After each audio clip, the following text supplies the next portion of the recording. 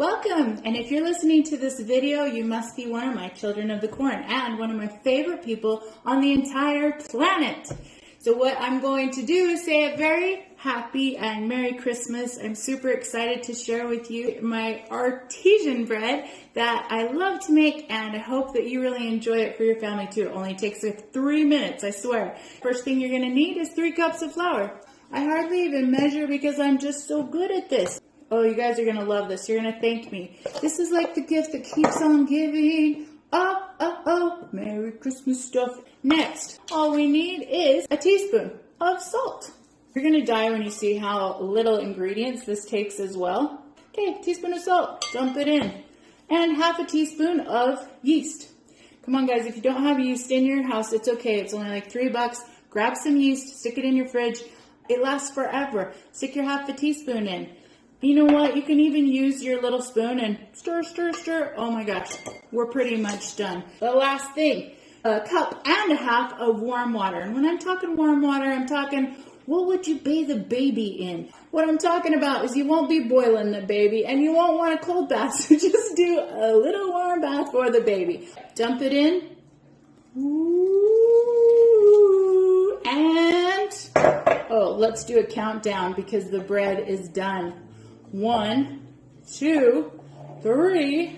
You don't want to stir it that much because this actually is not the kind where you're going to knead the bread. You just kind of want to stir it till it gets wet. So I don't know what we're at, 7, 8, 9, 10 seconds. All right, so I like to just check and make sure that none of this flour is at the bottom. That's the only thing, as long as there's no flour on the bottom. If you need to put just a tiny drops of water in it to make sure, but mine is nice and good. This is what it's going to look like. Boom. Whoop. Cover it in saran wrap. Whoop. Nice and tight. Just put it on the counter and go to bed. Or put it on the counter, go to work, and then it's going to be ready for baking. Voila. Whoa. Oh my goodness. Now this has been sitting for a little over 8 hours and this is what it looks like. It has risen, it's got nice holes in it, which is what we're looking for. Next step, let's get a pan. Normally it calls for a pie pan, I guess for the roundness, but I've only got this kind of pan. You're gonna stick it in the oven. What? The cold oven? Yeah, the cold oven. And then what we're gonna do is we're gonna turn the oven on 450. Boop. The oven is preheating. So what are we gonna do while we're waiting for it to heat? We're gonna get this bread out. Follow me. Parchment paper, that's a must, guys. Sorry, but you gotta get the parchment paper. Ready to go? Flour up your hands a little because we don't want it to stick all over us. And we're gonna tip the bowl over and just plop. Again, we don't wanna mess with it too much. Come on, baby, plop out the bread. Oh, beautiful, beautiful. That's it. Let's put a timer on for a half hour and I'll get right back to you. Guess what? It's been a half hour. It's time to get our bread in the oven. I think our pan is hot enough. Now, let's take a look at this dough.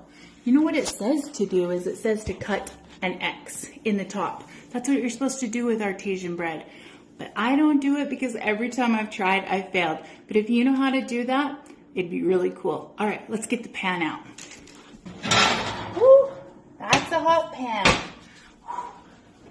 Now we're just gonna pick up the bread. Drop it right down into our pan. It looks like that. Open the oven and pop it right back in. Put a timer on for 30 more minutes and voila, we're done. Merry Christmas, guys, and I hope you have a wonderful year, and I hope you love this artesian bread that only takes 3 minutes to make. Mwah. Okay, that's a blooper. A cup and a little bit of a half. There is nothing on the world. There is nothing on the world